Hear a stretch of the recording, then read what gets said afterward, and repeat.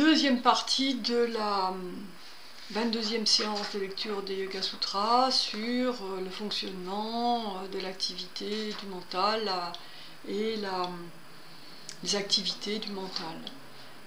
Pour ceux qui n'auraient pas écouté la précédente, nous étions sur Chitta, l'esprit, et ces trois fonctions qui étaient le manas, soit l'ordinateur central, qui collecte les données et les recrache, si je puis dire, sous forme organisée, qui coordonne et transmet donc ces informations. Le ahamkara, l'individualité, qui permet de dire ces informations sont à moi, moi qui suis un individu individualisé, si je puis dire. La capacité donc à dire je. Et la troisième, le buddhi, la force de discernement et d'éveil. Maintenant, il s'agit de déployer toutes ces potentialités de la chitta, de l'esprit ou de la conscience. Conscience, ça peut être un peu difficile, enfin, il y a plusieurs sens. Donc restons sur chitta, l'esprit. Alors ces potentialités, négatives comme positives, hein, peu importe, ce n'est pas le sujet de savoir si c'est bien ou si c'est mal. La chitta, elle déploie, hein, après, et d'apprendre à s'en servir. Le contrôle des vrittis est l'amorce de ce travail vers la conscience, pour le coup, avec un grand C, en fait. Hein. Et si l'on considère que l'esprit est, si ce n'est inconscient, parce que là aussi on a aussi un autre sens qui pourrait porter à confusion, mais plutôt non éveillé. Voilà, le retournement de la conscience ou de l'éveil de la conscience est une mise en mouvement. Ce mouvement d'éveil conduit à des changements permanents qui rendent les vrittis d'autant plus difficiles à contrôler. On ne peut pas s'éveiller sans la pensée. Et en même temps, c'est la pensée qui crée l'agitation, qui nous empêche, non pas de nous éveiller, mais de cet éveil, de passer à un état plus apaisé, et plus concentré, plus intériorisé. Alors, les vrittis, les modifications du mental sont dites dans le sutra 1.5, sont dites douloureuses ou non, selon la manière dont elles sont perçues ou vécues. On peut d'ailleurs s'identifier à elles ou essayer de s'en décaler, s'en dégager. J'avais traité ça quand on a traité toute la partie des kleshas, c'est-à-dire les causes de la souffrance ou les obstacles à la progression vers un esprit plus éveillé. Ou au moins pris par des choses quotidiennes et compliquées. J'ai traité dans les vidéos 5, 6, 8, je crois, assez longuement la question des kleshas, de la douleur psychique. Je vous y renvoie. Ces 5 déclinaisons de l'activité du mental doivent bien sûr être remises dans le contexte des Yoga Sutras. Comment se dégager de ce qui fait obstacle pour retrouver notre nature profonde, notre propre forme, voir ou pas la conscience dans sa propre forme, notre petit purusha en fait. Ce qui n'empêche pas, parce que c'est assez intéressant à développer, de s'interroger sur la signification de ces déclinaisons dans un contexte plus concret ou plus immédiat. Donc les 5 déclinaisons de l'activité mentale, c'est le sutra 1.6, ce sont le raisonnement juste, la pensée erronée, c'est-à-dire l'inverse, l'imagination, le sommeil et la mémoire. Sommeil profond. Alors le premier, le raisonnement juste, serait celui qui s'exerce grâce à une expérience directe. Je sens des gouttes d'eau sur ma tête, il pleut. Voilà, perception, déduction. Ou alors soit grâce à une déduction ou analogie un peu plus complexe, je vais rester dans le hyper simple, je vois quelqu'un qui arrive tout mouillé de la tête aux pieds, j'en déduis qu'il pleut. Alors c'est déjà une déduction, parce qu'à la limite, pourquoi n'est-il pas, je sais pas, il est peut-être tombé dans un tonneau ou dans la rivière, enfin voilà, il y aurait plusieurs façons, plusieurs déductions possibles. La première qui me viendra, surtout s'il arrive avec un parapluie, c'est que il pleut. Mais là, je ne le ressens pas directement. Donc on est déjà dans un raisonnement plus construit. La troisième manière d'avoir un raisonnement juste, ce serait de s'appuyer sur un témoignage, mais un témoignage, alors là on revient au Yoga Sutra, d'un maître ou d'un texte autorisé. Alors là on considère aussi que les textes autorisés sont justes. Bon, après c'est infini. Mais en tout cas, il s'agirait d'être documenté, argumenté dans notre raisonnement, et d'avoir plutôt une recherche d'exactitude plutôt que de certitude. C'est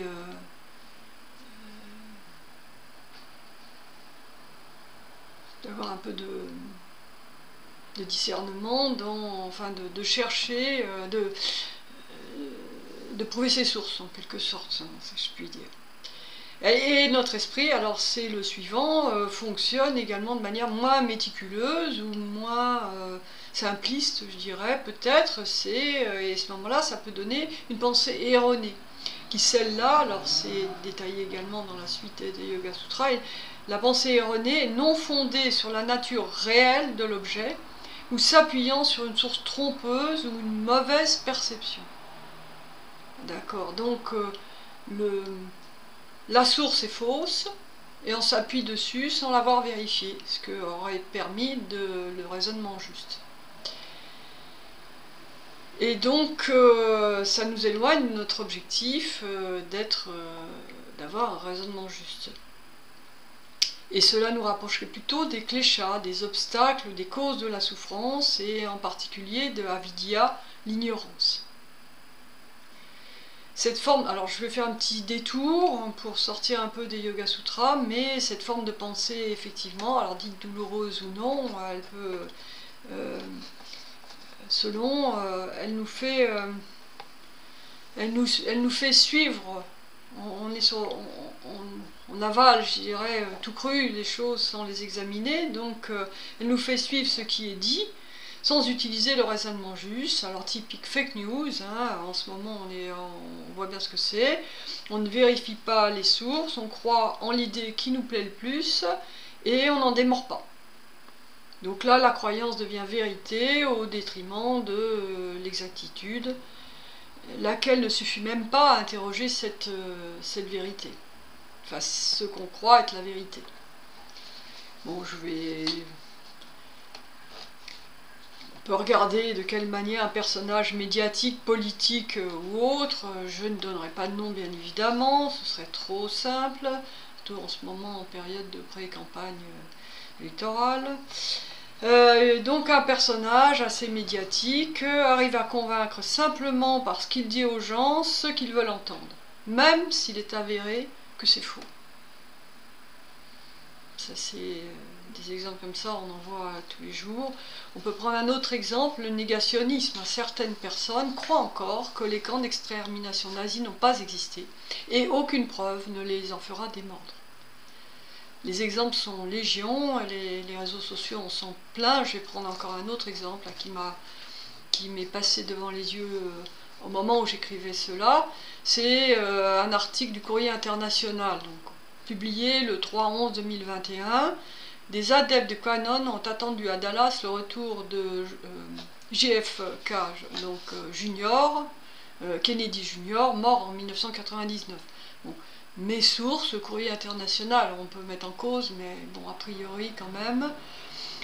Donc une prophétie en ligne circulant parmi une frange de la mouvance complotiste américaine annonçait que le fils de l'ancien président allait faire son apparition sur les lieux de l'assassinat même de son père. Rendez-vous manqué, mais ils avaient apporté leur parapluie, leurs pancartes et pour certains des chaises pliantes, rapporte le Washington Post, et ils ont attendu. Mais John Fitzgerald Kennedy Jr., qui est mort dans un accident d'avion en 1999, n'est pas venu. Pourtant, plusieurs centaines d'adeptes de la mouvance complotiste QAnon y croyaient dur comme fer. Attendant la réalisation d'une prophétie diffusée en ligne, ils se sont rassemblés ce 2 novembre 2021 dans le parc de Dallas, surplombant l'endroit où le président Kennedy a été assassiné en 1963. Selon cette prophétie, son fils devait donc y faire son apparition à 12h30 précise, heure de la mort de son père, et prouver ainsi que sa propre mort était une fake news entretenue depuis plus de 20 ans. Et même, il croit qu'il va revenir et s'allier avec Trump pour former le prochain gouvernement américain. Parenthèse fermée. Et nos commentaires. La suivante activité mentale décrite dans les Yoga Sutras, dans le Sutra 1.9, c'est l'imagination, qui dit ce qui suit une connaissance verbale qui est vide de sens, vide de substance, pardon, pas vide de sens, elle est vide de substance, ce qui suit une connaissance verbale, c'est-à-dire une parole, qui est vide de substance, c'est l'imagination. Donc l'imagination n'existe pas, en fait. Elle a un sens, mais elle n'existe pas. Ce n'est pas une réalité. C'est une création mentale qu'on fait à l'intérieur de soi et sans contact avec l'objet réel. Il peut y avoir un objet support réel qu'on a vu, etc., mais qui, une fois engrangé, donne lieu à interprétation personnelle. On crée notre propre espace, on imagine, c'est Alice au pays des merveilles. Alors l'imagination est en effet une capacité merveilleuse et qui n'a pas de limite. La vie d'ailleurs serait très triste sans elle. Pas de création, pas de musique, pas de peinture, pas de joie de vivre, pas de rêve. Enfin voilà, c'est infini l'imagination. Mais et là, bon, c'est le retour au Yoga Sutra. Quelle réalité a-t-elle cette imagination? Quelle connaissance apporte-t-elle? À quoi elle sert en quelque sorte dans ce chemin toujours des Yoga Sutras? Et quel avenir pour une activité qui ne serait que virtuelle? Et finalement, quelle part attribuer à l'imaginaire dans ce à quoi on croit?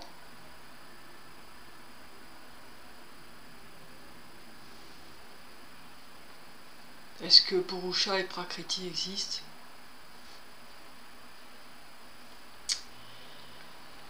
La question reste ouverte. Le suivant, c'est le indice qui concerne le sommeil. Alors, le sommeil avec rêve est une agitation mentale fondée sur un contenu fictif.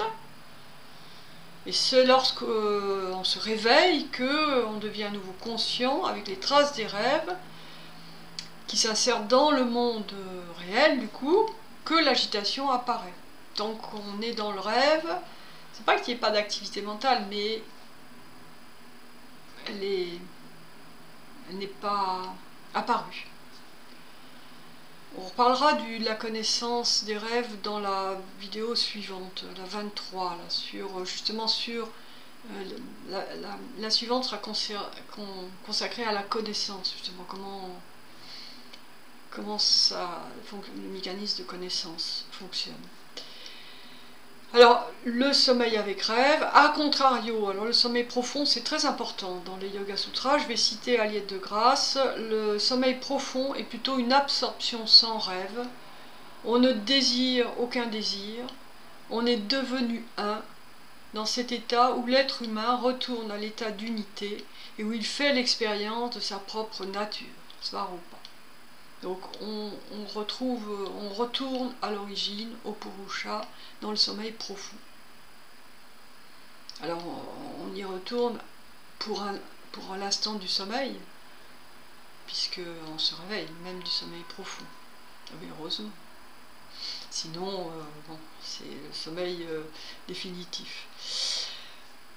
Et puis la dernière activité du mental, c'est la mémoire.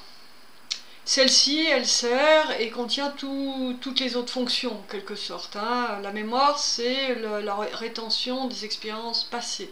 C'est engranger toutes les expériences passées. La capacité à emmagasiner des informations, aussi bien intellectuelles que sensorielles, que émotionnelles, c'est rappeler ces informations au présent. Alors ça, c'est se souvenir, mais la mémoire, c'est aussi oublier, c'est-à-dire ne pas vouloir se souvenir. Par contre, les informations, elles sont quelque part d'où, le retour du refoulé, etc.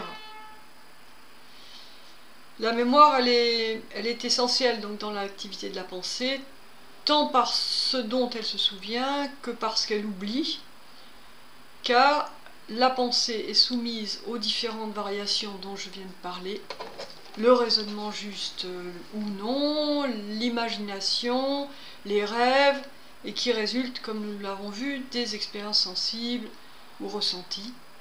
Et la pensée est également nourrie,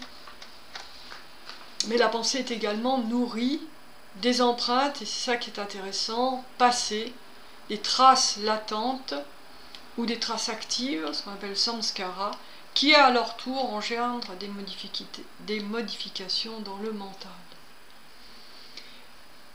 Donc non seulement nous avons, j'allais dire, nos vritis quotidiens, tout ce qui se passe, tout nous passe par la tête, on va dire, tous les jours, plus ce qui est stocké dans la mémoire. Alors, ce qui est stocké dans la mémoire de manière consciente, d'ailleurs je voudrais me souvenir de, bon ça c'est fort utile et on est très contrarié quand on n'arrive pas à s'en souvenir, ou de manière inconsciente, refoulée par exemple, qui peut refaire surface à n'importe quel moment, surtout quand on ne l'attend pas. C'est rare que ce soit des choses très agréables d'ailleurs, c'est souvent des retours de l'enfance, ou voilà, à la suite d'un deuil, ou peu importe, mais ça c'est quelque chose qu'on ne maîtrise pas du tout. Ou bien ce qui est simplement oublié, mais reste comme empreinte du passé, voire d'un inconscient familial ou collectif si on suit Jung par exemple, ou carrément de vie antérieure si on suit la tradition indienne, les fameux sanskaras. Donc voilà, donc la pensée, elle est faite de tout ce qu'on engrange au quotidien, plus tout ce qu'on a engrangé dans notre mémoire personnelle, plus éventuellement ce qui vient de la mémoire collective, plus éventuellement ce qui vient de nos vies antérieures. Donc nos sympathiques activités mentales, elles ont, comment dire, elles ont du grain à moudre, hein, elles ont tellement de sujets à traiter que comment peuvent-elles ne pas être instables, variables, changeantes, soumises à l'humeur, soumises aux souvenirs, soumises à ce qu'elles ne maîtrisent pas, polymorphes. D'où le travail que nous avons à faire. Et pour terminer cette partie-là sur ce que sont nos pensées, je voudrais nous remettre dans la voie juste de la philosophie support du Samkhya, puisque texte reconnu, on va dire, hein, il y est dit que donc toutes ces activités de l'esprit ne sont que des produits de la matière. Donc finalement, on se casse la tête pour pas grand-chose, que tout ça, ce n'est que poussière. La matière, Prakriti, qui a permis la manifestation du monde matériel par opposition au Purusha, immobile, inactif, et vers lequel nous aurions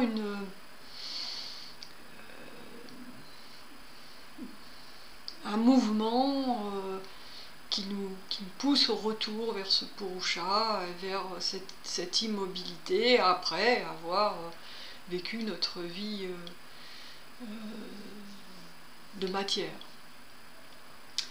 Alors cette matière, je vous retourne un retour à l'origine, retour au Purusha, retour aux vidéos 2 et 3, hein, les premières dans lesquelles je replace bien ce qu'est la Prakriti et le Purusha. Cette matière, quant à elle, elle se manifeste ou se déploie grâce à 3 substances ou 3 énergies fondamentales qui nous habitent. C'est ce qu'on appelle les gunas, les 3 énergies fondamentales, et c'est très important dans l'équilibre mental, je dirais, d'un Indien en général, puisque c'est quelque chose de très concret pour eux, hein, cette énergie. Alors on a l'énergie de la plus sombre à la plus lumineuse. Tama, c'est une énergie de stabilisation qui est liée à la terre, à la racine, et qui à la fois nous stabilise, mais peut-être nous pousse parfois à l'inertie, à la lourdeur. Voilà. La seconde, c'est une énergie de dynamisme, d'action. Donc on voit bien agir, bouger, elle est dynamique. Elle peut aller vers quelque chose d'hyperactif. Et là, du coup, c'est la fuite en avant. Et la troisième, c'est l'énergie de lumière, l'énergie de clarté, de l'éveil lumineux qui nous éclaire, en quelque sorte. Et ces trois qualités sont fondamentales pour beaucoup de choses, hein, parce que c'est elles qui équilibrent le monde, en fait. L'univers créé est en équilibre quand ces trois substances, ces trois énergies sont en équilibre. Mais, alors c'est le trio divin, hein, Shiva, Vishnu, Brahma. Brahma, il est stable. Shiva est plutôt destructeur, Vishnu plutôt conservateur. Voilà, c'est l'équilibre des trois forme le monde. Cet univers donc équilibré. Mais de fait, la matière intrinsèquement est mouvement. Donc le monde manifesté est en perpétuel mouvement. Donc l'équilibre n'y est jamais. Les dinosaures disparaissent et la Covid arrive. Voilà pour cette numéro 22, et dans la prochaine vidéo, nous analyserons les transformations du mental pour aller vers le samyama, la parfaite maîtrise, l'auto-transformation, ainsi que les manifestations de puissance et d'énergie qui sont développées dans le 3e chapitre. Merci de m'écouter encore après tout ce temps. Et je voudrais peut-être ajouter une petite phrase, simplement, je redirai une autre fois. Ces lectures du Yoga Sutra sont les miennes. Voilà, c'est ma façon de voir. Ni plus, ni moins.